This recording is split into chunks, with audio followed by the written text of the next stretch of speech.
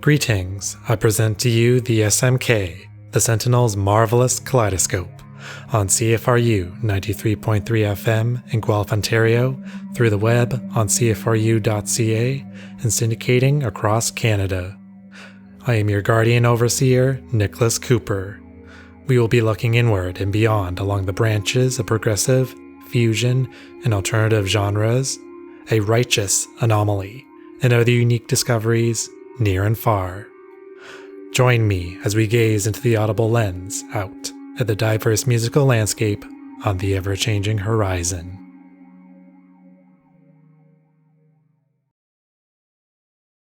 Welcome back, my good centuries, to what is now a two-parter interview with Daniel G. Wilson. Welcome back, Daniel. I guess it's only been a few minutes for us. Yeah, it could be 10 years for everybody else. I don't know how your audience what their viewing habits are like. It could be 10 years for them. Or take a break from the first hour. Well, it's SMK is 2 hours, so it's actually, that's why I asked to do the second hour with you, that we can just put it all in one session. Always down. Excellent. So I guess we can recap for anyone who has just tuned in, if you're in radio or archive land. I'm interviewing Daniel G. Wilson, artist, Mississauga based, which actually we should talk about Mississauga, of the band JONCRO. We talked a bit about how he's been coping with COVID-19 pandemic, about the band, and a good chunk of great insight into the Black Lives Matter and how we can all do better for BIPOC, or as BIPOC allies, and I guess specifically for the music industry. Daniel, is there anything you want to add on to that for allyship? Well, if you listen to the last hour, I tend to go on tangents, but just to kind of condense everything. Honestly, being an ally in general, actively listen and also actively support Black voices, support Black art, support Black businesses, support your Black friends. In music, go to their shows, buy their music, share their stuff, put them on your playlists. In business, support their businesses. In art, share their art, buy their art. Just the stuff you do with every other artist or white artist or non-Black artist, do for us. And as well, and that extends with POCs in general, Indigenous people, support us, and at the same time include us in conversations, give us, we're not asking for exactly special treatment, but just give us a seat at the table, allow us to have a seat at the table so we can discuss and have our voices heard on many things. Because especially with issues that far too often I've seen people who claim to be allies who will, talk about our issues. In this instance, I'll say Black issues, but this extends to the BIPOC, spectrum. And they'll talk about, and again with non-Black or indigenous POCs with Black issues, they'll talk about us and stuff pertaining to us without including us in the conversation and including us in the conversation. So just include us in these conversations, listen to us, and understand the breadth of our opinions as well. And just having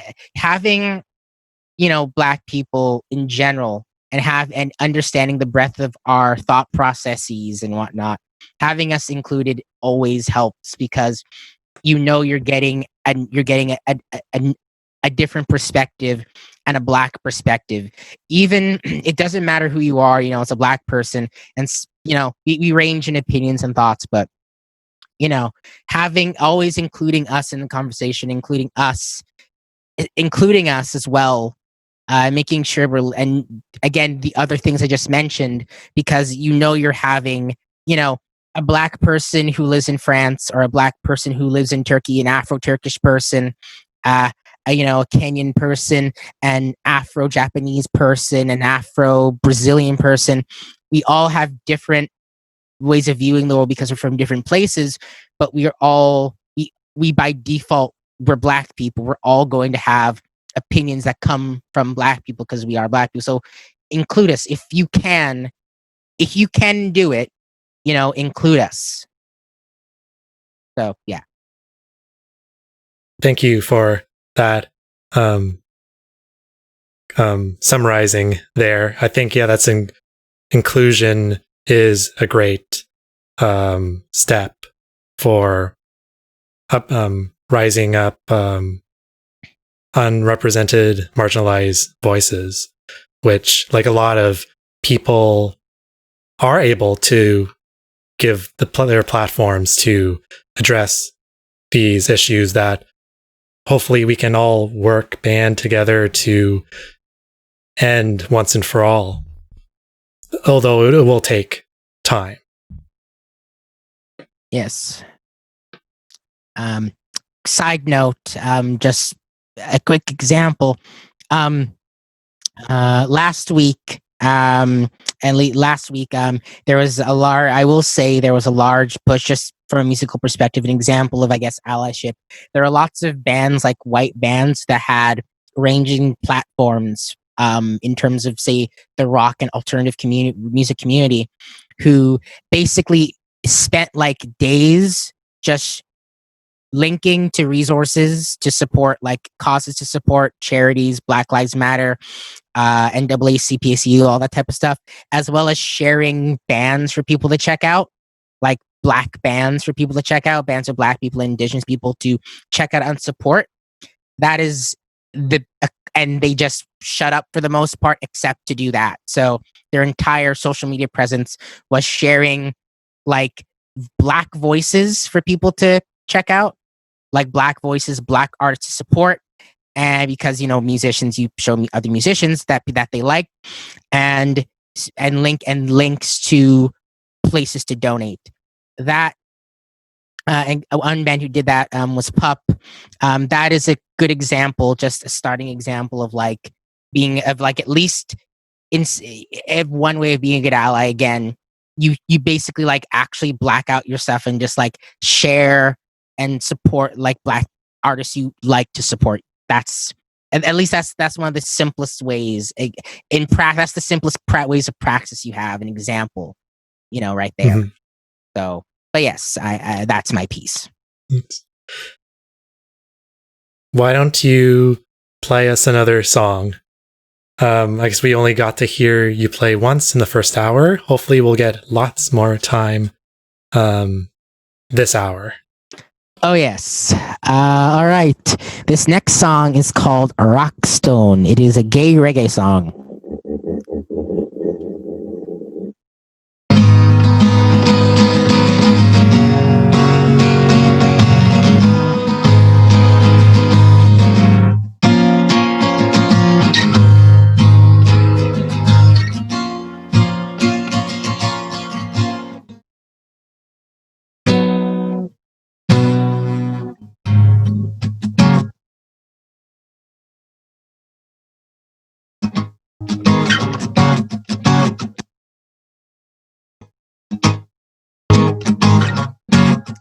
Long I wait, long I stay for that man to come back my way. I won't be shy to look him in the eye while we dance and light up the. And I know my love's across the sea, and I'll wait. He'll come back to me, but I know my love's across the sea, but I'll wait for him, my love. Here I wait, here I stay for that man come back my way. I won't be shy to look him in the eye while we dance and light up the night.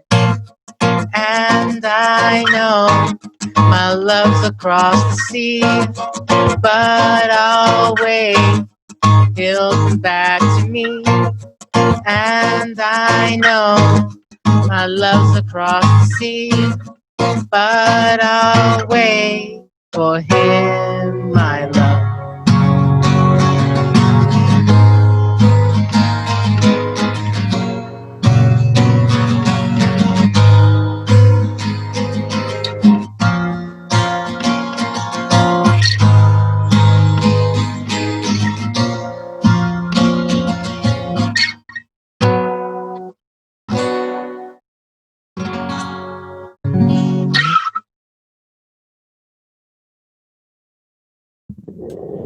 Now that you told me that it was a, you said it was an Afro queer love song.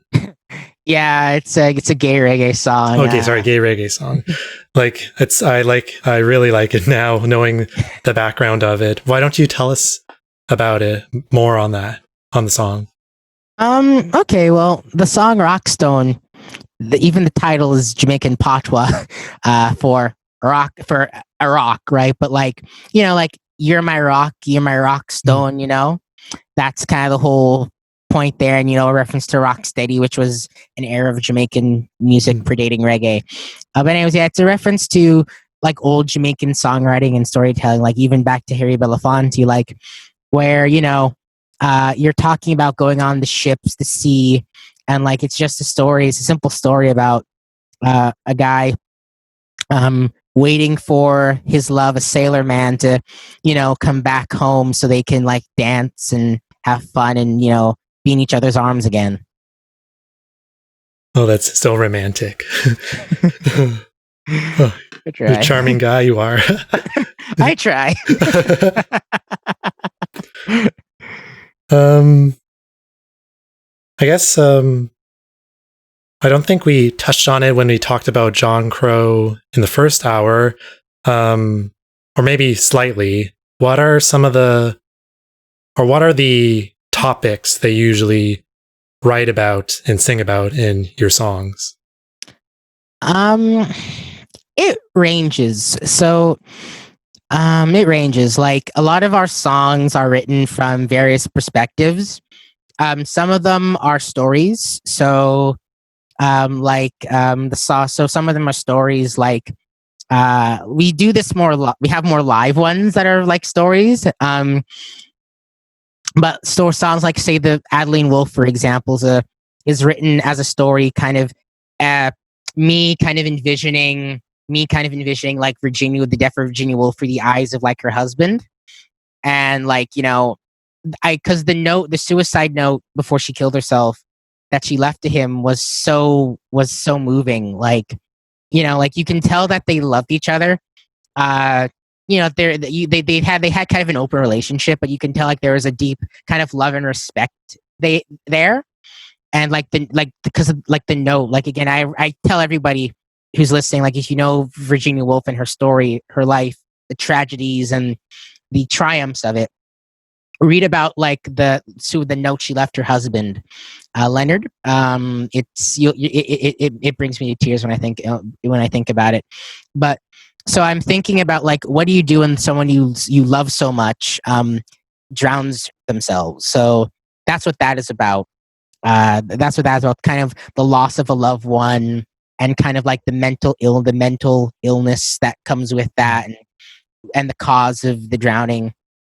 Other songs we have are from a more playful kind of, you know, romantic kind of bend, self-aware romantic kind of bend, like Joez Judy, which is just a power pop song with a power pop song about you see a girl and you just, you know, you're just madly in love, head over at first sight, with a bit of self-awareness, in terms of how, you know, love at first sight can kind of be shallow.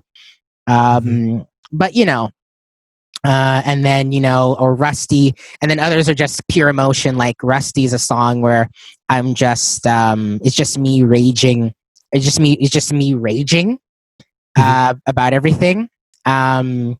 Or you get a song like Libertador, where everything is just combined together, where it's a story, and it's also kind of the emotion of like being with someone and the kind of liberating feeling that love, that real like proper love can kind of give you, beyond just simply romantic, but also a very strong, even platonic love. For example, it can that the freeing nature that it can give you, the freeing feeling it can give you. Yeah. No, that makes sense. Yeah, because feelings are always faceted, so Yes. lots of different ways to express it, and it just certainly shows in your music. So I did mention one of the song, or I forget if it was in the first hour or it was before, that I mentioned I first heard you guys with the Ballad of Dakota Brown, and that has a unique story. Story to it as well, which goes with I guess sexual orientation. Do you want to talk about that song? Certainly. So the Ballad of Dakota Brown. So I am. So I'll preface it with saying, so I am a I am both pansexual and non-binary. And I wrote that song a couple years ago. I wrote that song to kind of write, because I noticed there weren't a lot of like love songs from a pansexual perspective. You had queer love songs. You had that were written from a more either a homosexual perspective, same sex perspective, like like Rockstone, for example, or from a more just kind of a bi perspective. I want to write a song where like the whole concept of gender itself, like to showcase how loving from a pansexual perspective, where like the concept of gender is inherently meaningless to how you fall in love. And so I wanted to write a song like that to reflect my sexuality, and also kind of both also acknowledge kind of non-binary people as well, because I find they often don't non-binary community doesn't really get a lot of representation musically, or even in love songs, at least in a way where it's kind of in a very tasteful fashion, you could argue. So I wrote that song where, if you'll notice the lyrics, I never use a gendered pronoun. I never use a gendered pronoun, and even a lot of love songs, like unless I specifically set out to write it from a gendered perspective, like in the case of Rockstone or Jouez Judy, for example, or Adling, because that's a story. I'll often not use gendered pronouns because the love song could be about anybody from a gendered perspective. But with this, I specifically was like, okay, it's explicit. So even the name Dakota Brown, I picked the name because Dakota is a unisex name. It's you think it's female because of the way it sounds, and it is commonly like a lot of women will have that name, but it is a unisex name. Men can have that name too. Anybody can have that name. So I want to have, and the Ballad of Dakota Brown is a sly. It wasn't intentional. I only realized it later that it also references the ballad of, was it Dorothy Parker or something like a song by Prince. I'm forgetting the name of it, but it has a D in it, like Dorothy Parker or something like that.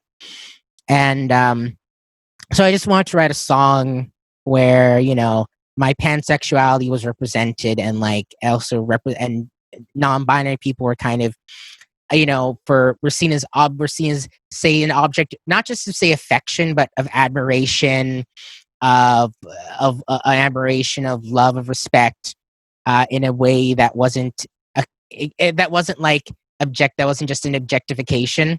Although love songs by nature, like you can't be the love songs by nature are a little bit objectifying, but not but I want to do it in a way where it wasn't as crass as many other as many other love songs. It just, I admire this person, like many non-binary people I have met in my life and have had crushes on. I still have crushes on. Well, like admire for like, their their personality, their grace, their smile, the way they go about the world, not giving a damn, or just, I just think they're awesome beyond just like, oh, I think I think you're attractive. Just, everything about them, like, my love letter to them.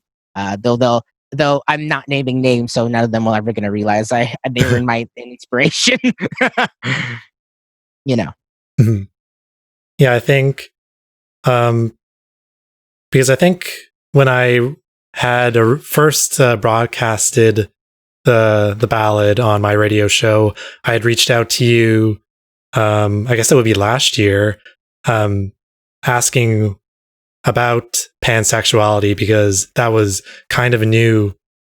Well, I think I might have known about it, but I didn't understand it. So I think this ballad is a good, and how you're explaining it now is a good explanation and a good way of expressing pansexuality.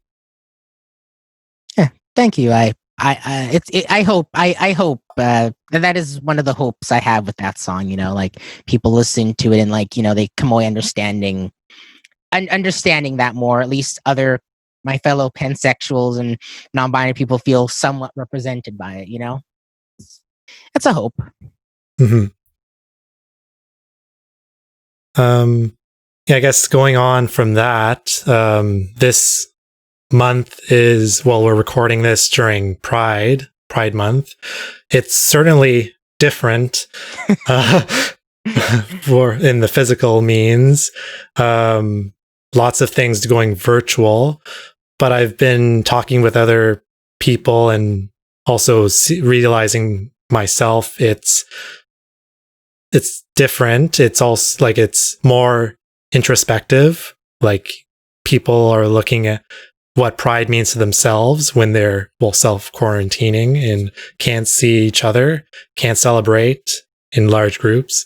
And also it also harkens back to like one of the first Pride, that would be back in 1969 with the Stonewall riots. What do you feel about Pride this year? Well, I'll just offhandedly joke that, we're getting a non-corporate Pride for the first time in a while. But yeah, that too.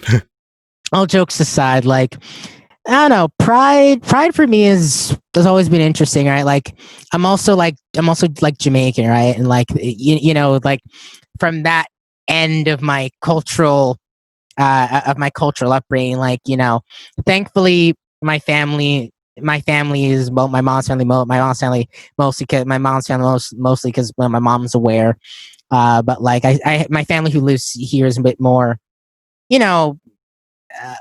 accepting of that type of stuff, whereas like in Jamaica, I haven't dared tell any of my relatives who still live in that country, but like Pride for me has always been interesting. Like it kind of extends both to different aspects of my identity, right? Like, the various things being proud for me, Pride is just, it's within yourself, kind of knowing who you are and who you are and what makes you. This extends with many things, but for this specific thing, sexuality and gender identity, like, it's something for both internally, where it's kind of accepting who you are, who we are as people, and just kind of like, the varying shades or rainbows, the spectrum of people, and just kind of loving that. It's about like loving both yourself and like other people for who they are, in that kind of way. And just learning that you're not a freak, you're not weird, your life has value, and your life, like the value of your life is not diminished at all by who you have no choice in loving, right? People say who you choose to love. I say no, your sexual orientation is your choice. Like who you have no choice in loving, and who you then choose to. It's who type of person you have no choice in loving, but who you then choose to how you choose to then not be ashamed of it, how you choose to actively participate in the human experience of love, of connection, and stuff like that. Like, that's what I think. For me, that's what Pride this year and every year really should be. It's not just a parade. It's not just simply a ride or something like that. It's not just, for example, seeing a bunch of hot shirtless guys walking down the road. Will go, that is a plus. or in my case, seeing a bunch of shirtless everybody. I mean, the overstimulation is a factor, but it's more than just that. Although that is a benefit, it's also just being comfortable in your own skin and being like, this is who I am. Whether you believe in a god, a deity, or anything, or if you believe in aliens creating, or you just or just nothing. This is how I was made. This is how I was born. I'm not a bad person. I deserve love. Other people like me deserve love, and we're as humans as anybody else. And everyone. It's just a celebration of the multifaceted nature of humanity, and like just the human experience of just being able to love or receive love, or if you're even, or in the case of receive love, be it romantic, sexual, or platonic, or platonic, or platonic, or platonic, depending on how the different intersexualities and romantic orientations interact with each other. Whether you're on one end like a completely asexual, or in my end you're pansexual, panoramic, you just don't really care, and everything in between. It's just kind of accepting who we are, and how we navigate the world and experience, again, the different forms of love. That's what Pride means to me. That is a great way of seeing Pride. Especially that one part, like you have you don't choose who you love, you're just born with it. I don't think I've heard that enough, and that's a great way of viewing yourself and trying to accept who you are and to find the people who really love you, like in both platonic and romantic.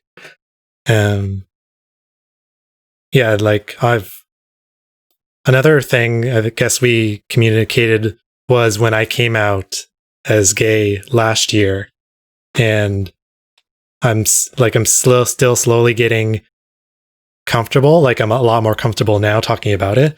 But it's great to know, great supportive friends everywhere. It always helps. It always helps. It always helps the communal aspect. You know what I mean? Yeah, that's definitely, community is something like we all have to strive for, to support each other and into the future. Oh, yes. Do you want to play another song? Certainly. All right. What song? Okay. What song? Okay. I'm going to play a new song. I'm going to play a new song we wrote. A new song I wrote. A JONCRO song called Violet Hair. It's a song about dealing with the pain of isolation. And kind of missing, again, on the topic of love, just missing someone you care about. You're missing someone you care about, and just kind of not being able to see them. So enjoy. Yeah, I think a lot of people will relate to this.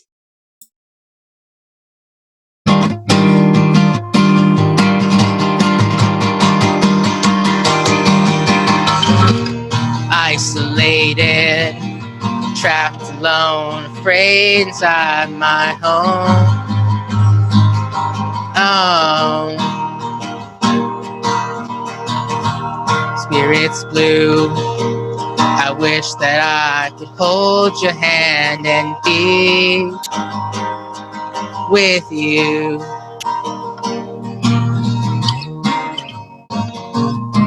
Dreaming of sweet escape, how I long for your embrace.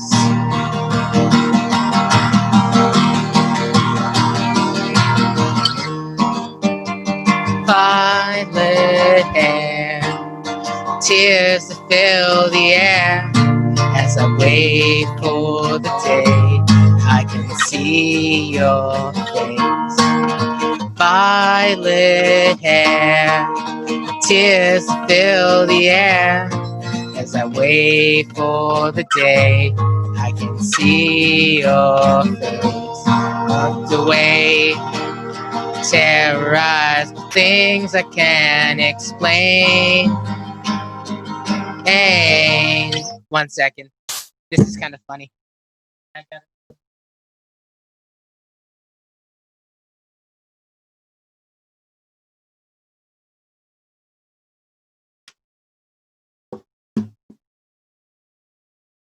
And we're back. I'm gonna pick up where I left off. Locked away, terrorized with things I can't explain.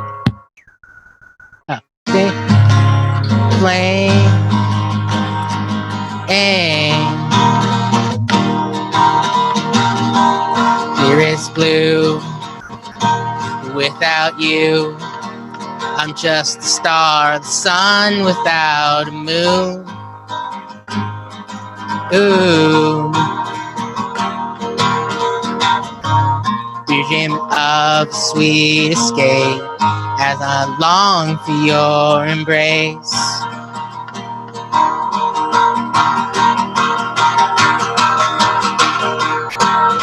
Violet hair appears to fill the air as I wait for the day I can see your face.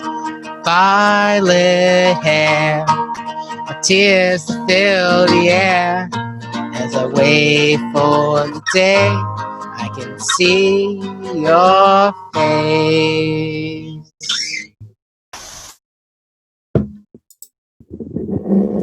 Yeah, I had to plug in my computer before it shut off. It was about to shut down. So yeah, I figure I'll keep that in because like that's kind of funny. No, we get to see the background complications of this pandemic in action. I know. We're in weird times. Everyone will be okay with it. I hope so. But then again, I'm a punk rocker, so like I don't get. Y'all could complain. I'm still gonna. It's done. But yeah, I've actually been thinking about dyeing my own hair. Maybe I was thinking purple, but also pink. Do you think I would look good with pink hair? Purple. Maybe a mixture of the two. Yes. Now that's what we mentioned it earlier in this hour. We only met and got contacted like within the last few years, but apparently we live in the same city. Yeah. How did it take so long? Well, Mississauga is it's like the 6th largest city by population in Canada. So yeah, it's surprisingly big. Like I have friends who like don't live here, and they're like, "How do you navigate this city? It's so huge," and they're surprised because they think we're like Oakville size, and I'm like, no. No, I can't even navigate it still. And I've only like really started using transit like within the last 2-3 years, and that's still even confusing. I'd much rather use the Guelph transit. It's much easier to understand. Yeah, usually you don't. Brampton Transit's confusing. They don't announce the stops, but so I could go on for like days about how traumatized Brampton Transit. How traumatized I become due to Brampton Transit, but yeah, let's not get you more traumatized than we've already gone you in this. Yeah. So, what are your thoughts about Mississauga in general? Well, I I'm probably one of the only people who you'll talk to who lives here who doesn't really complain about the city every 5 minutes. I enjoy Mississauga. It's a deceptively fun city, but on the surface, it still has its problems. Like, it's not a perfect place, but it's surprisingly more diverse than people give it credit. That's actually why it's so surprising. Like the diversity in this city, the racial and ethnic diversity in the city is very large. I mean, I live here, for God's sakes. One of the first, is one of the things, even say with booking, why I was so surprised, like with going to Toronto, which is supposedly bigger and supposedly more diverse. But I would go to shows and see nothing but white people on stage. But here, like with our small music community, like it's a small music community, I would see shows that were genre diverse, gender diverse, and racially diverse. Like I used to see people who looked of all colors and creeds going to Mississauga shows. And we had our own music community that we had going for since the days of Billy Talented, even before, like a diverse one too. Like, the city's is deceptively boring, but it is, like, when you actually go into the individual places, it's a fun city. We have a comic book convention that's free to go every year at the library. That's run by, again, it's also racially diverse. Like, we have a lot of comic book creators who are non-white comic book creators. The person who runs that comic expo is a non-white person. An amazing comic book writer and artist, Jason Liu. So he handles that. The library system's pretty cool, pretty easy to use. It's also pretty quiet in different parts of the city. So it's pretty cool. Like, it's nice having a backyard, basement to practice in. And it's deceptively boring and a deceptively like white city. But when you actually like go in and actually talk to people and actually interact with everybody and see, the city itself, like, it's a very fun, diverse place. But like, I will admit, on the surface, like, even in terms of city organized programming, for example, or like, city stuff, like, there's still a lot of work to be done. I mean, even in terms of like, city run or city co-run, like spaces, like terms of spaces or events, like there could be a lot more work done, particularly in terms of reaching out to different levels of the artistic community and stuff like that. But it's stuff like that, you know what I mean? Or like the fact that like we could use more non-white, like counselors and representatives, elected officials within the city, different wards. But different wards. But even there, like, our mayor, she tends to clap back on the racists we have in the city, like the racist minorities we have in the city. So just be like, no, like, yeah, we're letting like in terms of letting during the pandemic the mosques. Have you heard of that? The mosque issue with like the mosque broadcasting the prayer. Because people can't go to pray like inside the mosque and whatnot. She's like, when people are criticizing that, she's just like, yeah, no. She doesn't say that, but she's like in attitude, she's like, no, we're doing this like that. What's wrong with you people? So so I'd say, so the city, it's not perfect, but it's not as bad as everyone likes to say, and it's not as bad as everyone likes to say, and like and in my opinion, like a lot of other places around the place could learn a bit from Mississauga in certain ways. You know what I mean? Like, because in contrast to say Toronto, where on the surface it's this massive paradise, interesting place, but when you actually look at it, it's like, for God's sakes, the transit even the transit system, you could go on about that. Like they only in the past year and a half or something, they just started having 2-hour transfers, and like Mississauga's had 2-hour transfers for like a decade or more. Like, come on, but I digress.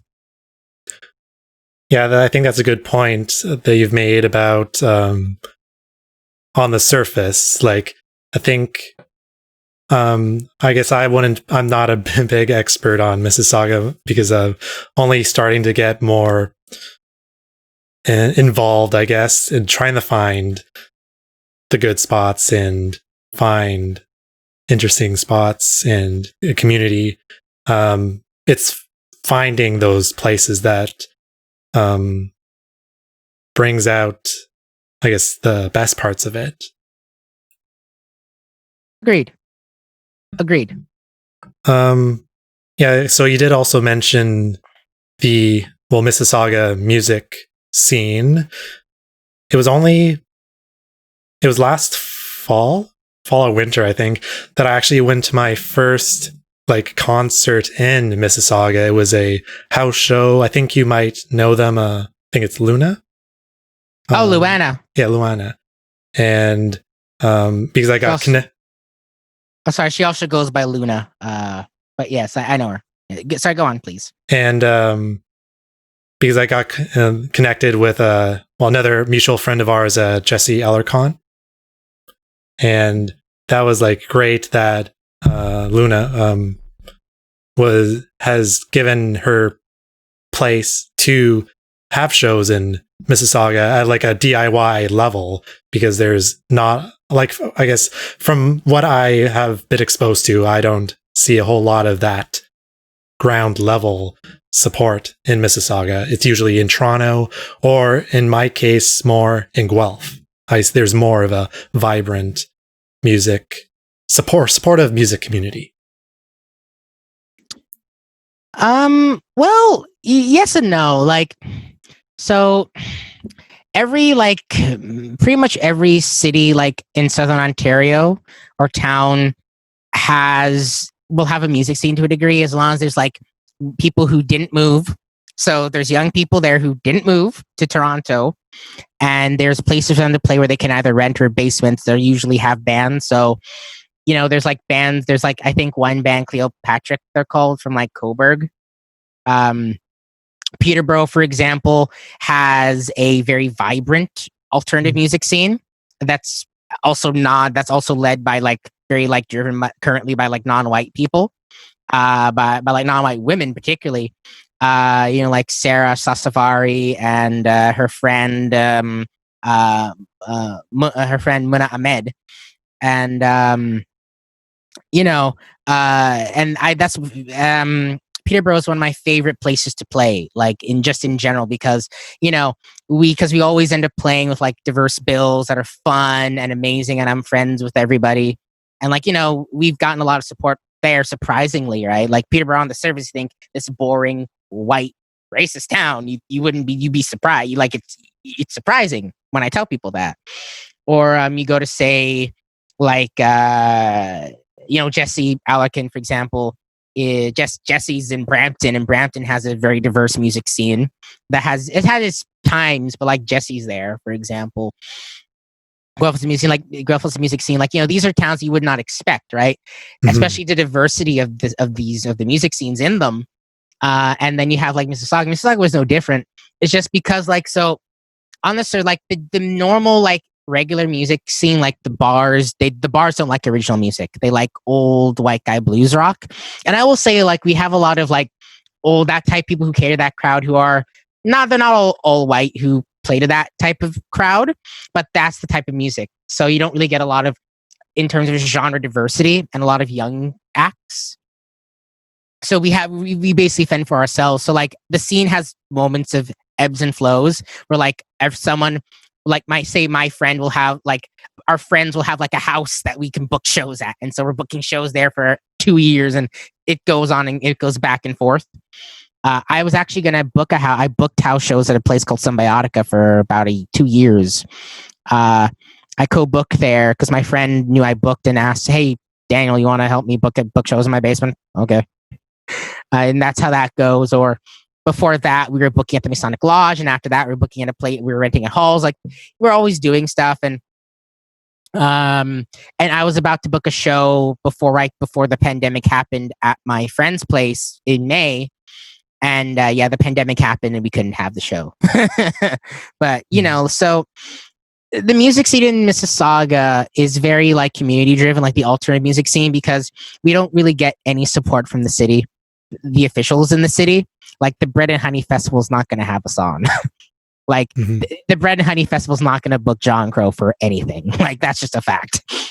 They don't want to. I don't think they want to see me on stage shirtless, screaming, possibly smearing my half naked body with honey. They don't want to see that. Or do they? But that would be a delicious sight. Oh yes, but so it's very community driven. So I've had one person once suggest that the house show scene here, or like the way it's very community driven is very like exclusive. But the reality is, it's not like everyone.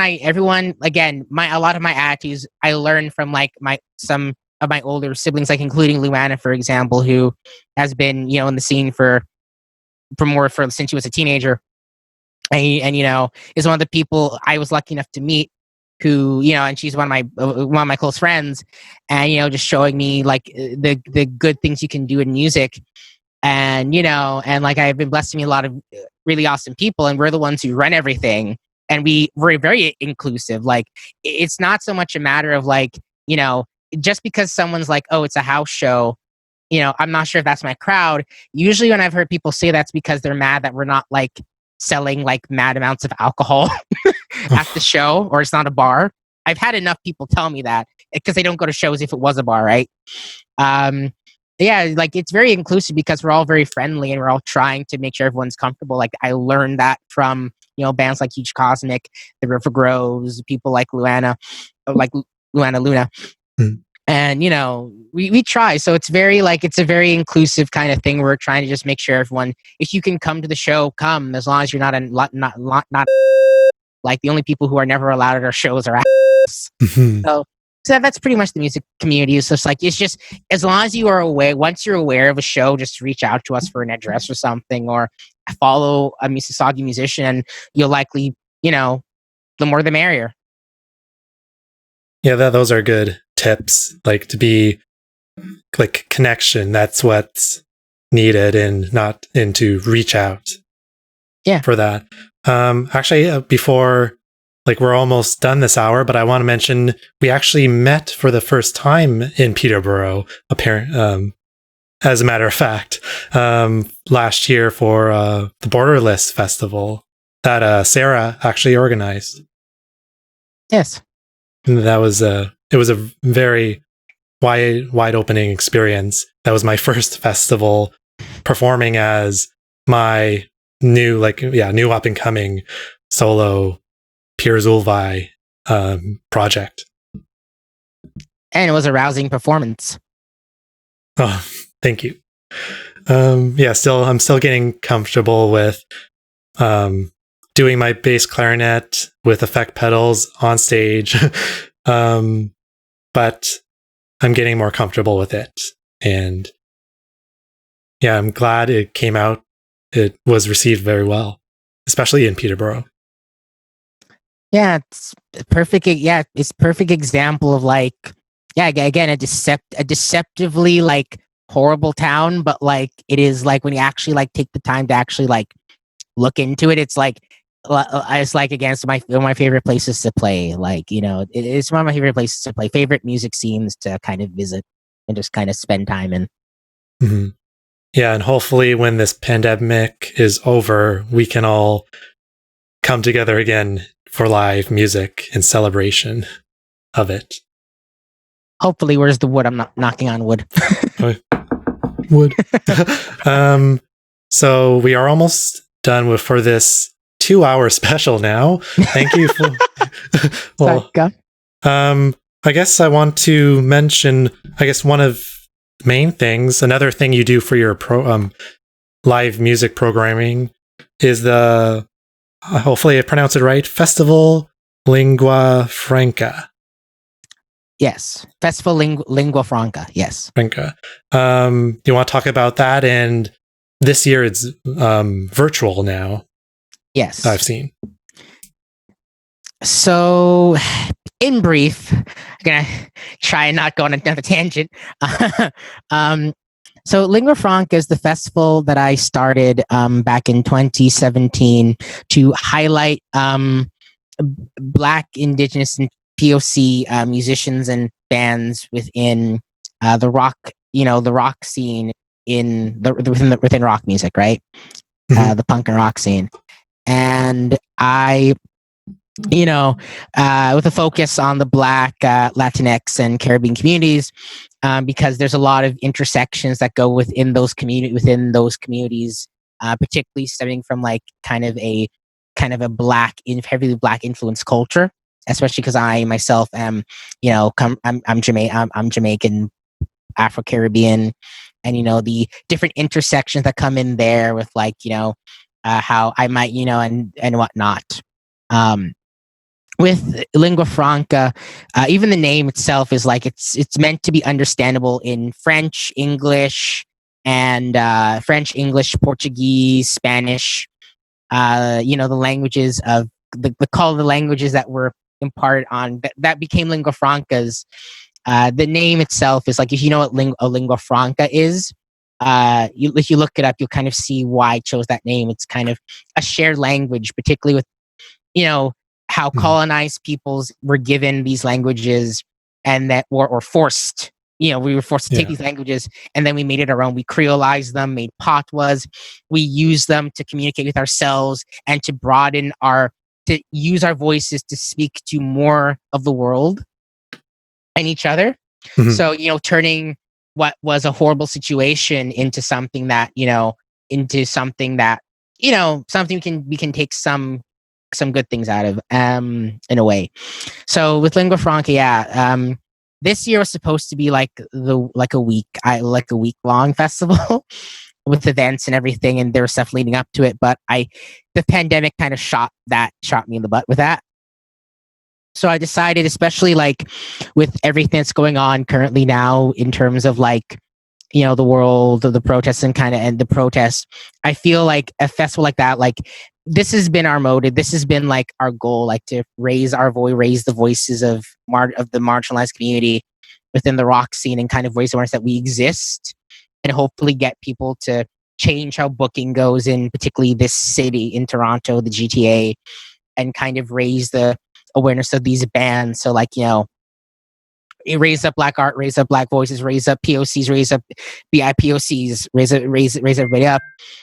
And I realized that like with the way things are going, I felt I instead of just stopping the festival, just move it to the online space, because I feel, especially, it's always been important, the goal of that festival, but more so now than ever, I feel like it should happen. It should go on. The show must go on.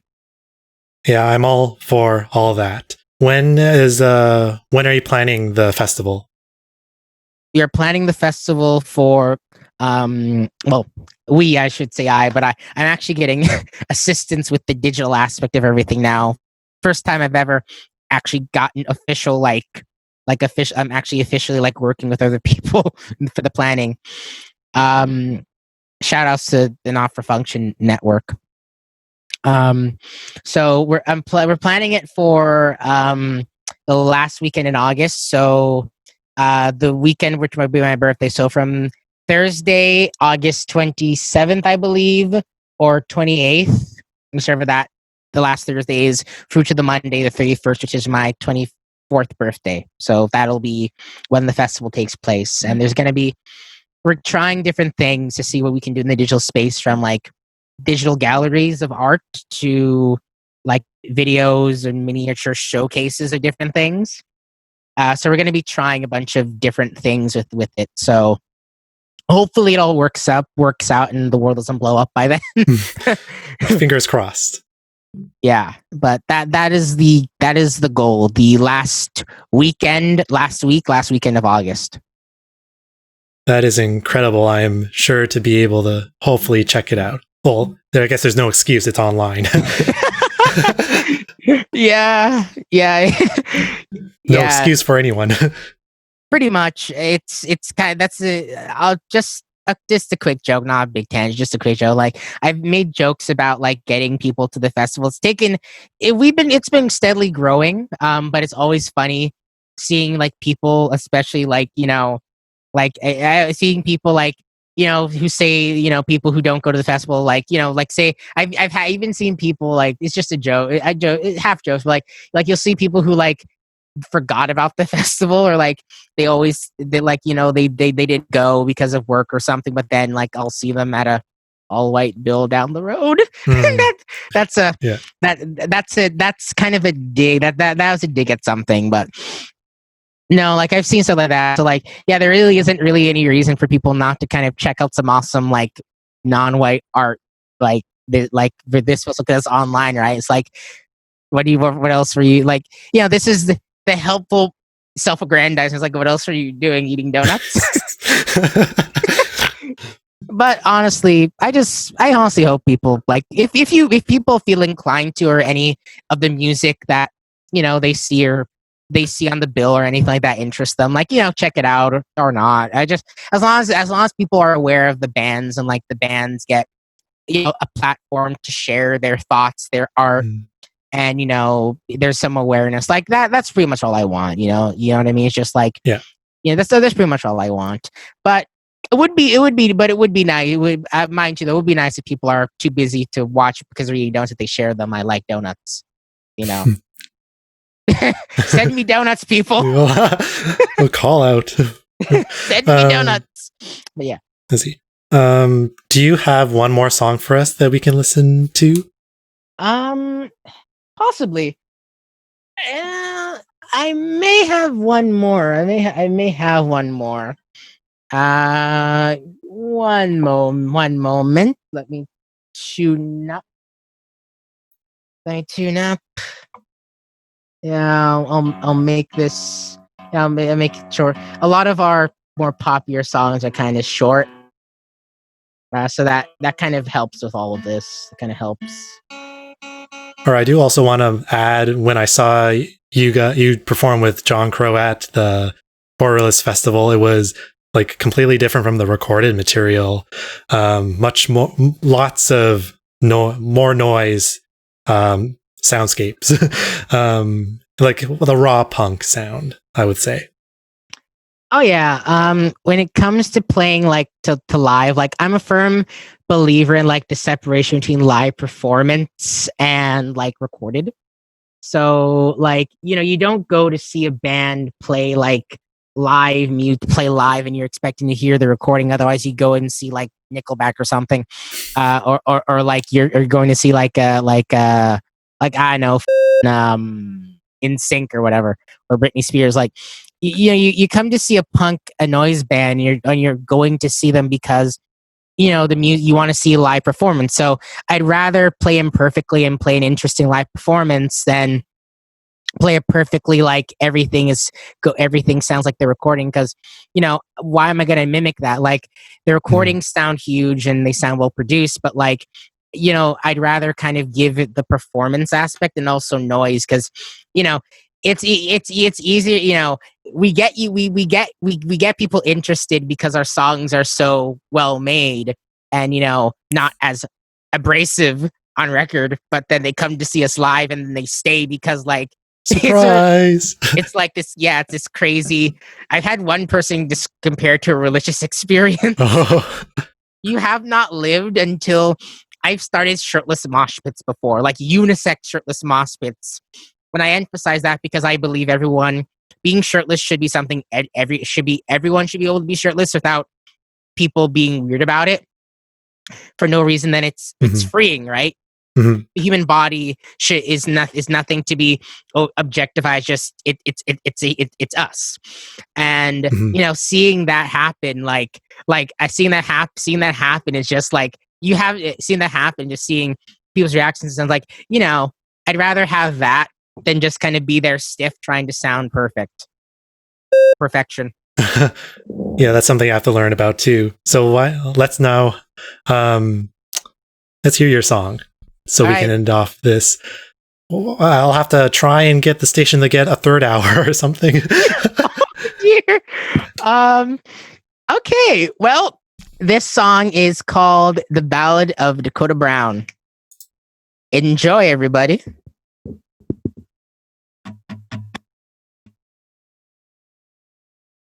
Man, this is so weird. All right.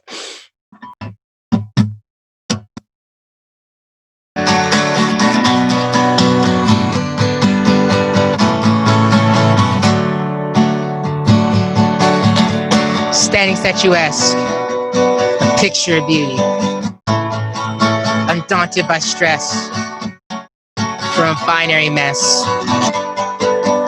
Walk my way, head held high, my brain goes blank as they pass me by. Dakota Brown, the apple of my eye. There they go again, dear Dakota Brown. They drive me crazy, how they spin me around. They can't be labeled, words can't describe the way they play guitar or how they show their pride. Not a boy, not a girl, too cool to be true. A heartthrob clad in blue. They send me for a whirl. There they go again, dear Dakota Brown. They drive me crazy, how they spin me around. Head over heels, my brow full of sweat. Head Dakota Brown, my heart leaps out my chest.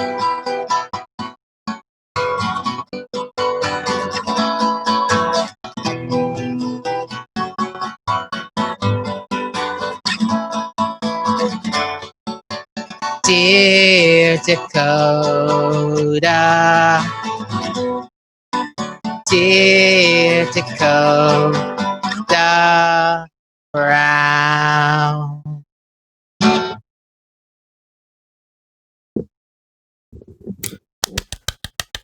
Yeah. Thank you. Thank you. Daniel, thank you for allowing me to talk with you for 2 hours. I really enjoyed this time with you. Same. And anytime. I apologize for my occasional rambling. No, it's all good. Two last things. Where can people find you? Where can listeners find you online? So if you Google the name Daniel G. Wilson, you'll find me pretty much like immediately. Like Daniel G. Wilson, not Daniel Wilson. You'll find some other person named Daniel. Daniel G. Wilson. If there isn't a G, it isn't me. If you look up JONCRO, JONCRO, one word. Search engine optimization, that's fine. It's because no other bands use Jamaican pop, all right? Mm-hmm. So yeah, if you type in that name, that spelling, you'll find us immediately on everything. And JONCRO on everything from Instagram, Spotify, Facebook, Twitter. I'm active on Twitter now. And we're on Spotify, iTunes. We're literally on everything. So awesome. And one last question. What are your words of wisdom for us all? I know it's going to sound kind of cliche beyond, beyond outside of just kind of inform yourself, always learn that you can improve. I've accepted this about myself because there are many things that I'm always learning, always be open to learn and improve yourself if you can. And, nobody's perfect, but don't kind of rest in your imperfection unless that's your aesthetic in a punk band. But even then, don't be Mm-hmm. Well, thank you, Daniel, again for this time together.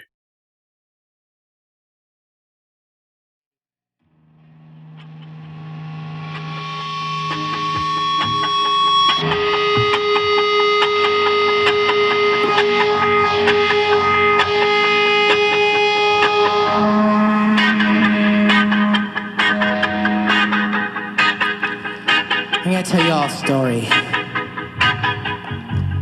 A tale of dastardly dudes and horrendous guitars and power. Tell the story of JONCRO. This is the story of JONCRO. So, our mascot is a plague doctor from the Middle Ages. He fell down into a time warp and ended up in the year 3001. While he was there in the year 3001, he got nursed by a maroon. He falls to Jamaica, which is an island. While there, the maroon tells him, this dear maroon, to go north, as far as he can go. Why?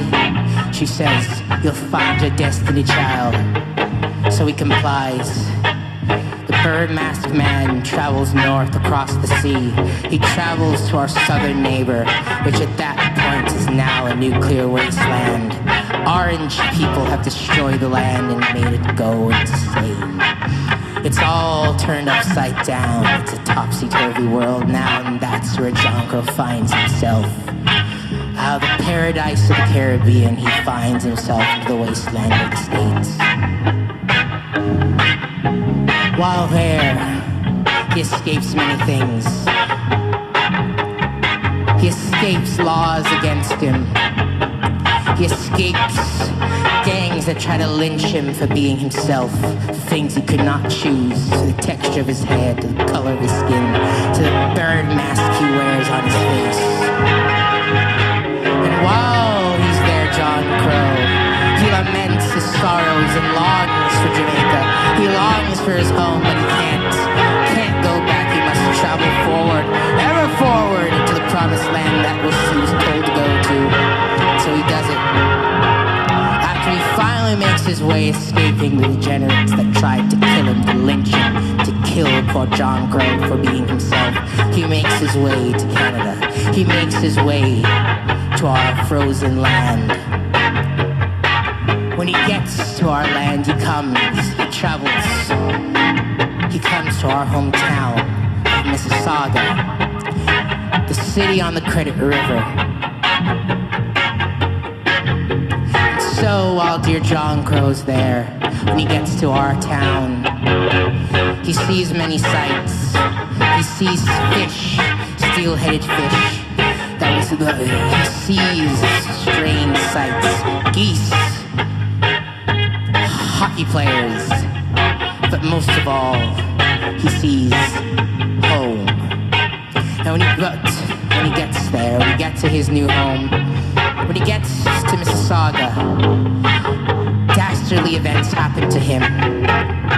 When he gets to Mississauga, a wizard steals his trusted bike. And while he's there, lamenting his sorrows, lamenting over his lost steed, his lost companion through all his adventures, the one thing that they could not take away from him, it was stolen by a magic man. And while he's crying on the doorstep of men who would soon be his friends, a mad Rasta man comes to him, tells him things. He tells him a great many things. He tells him in his Rastafari wisdom about Haile Selassie, Aital food.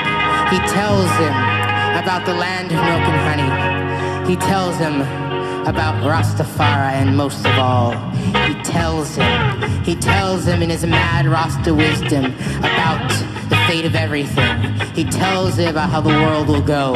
He tells him about how it will end. When the three sevens clash, the day Jah will come for everything.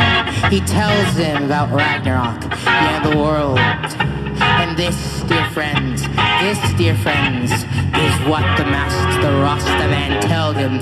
This is what JONCRO heard from Jah Rastafari.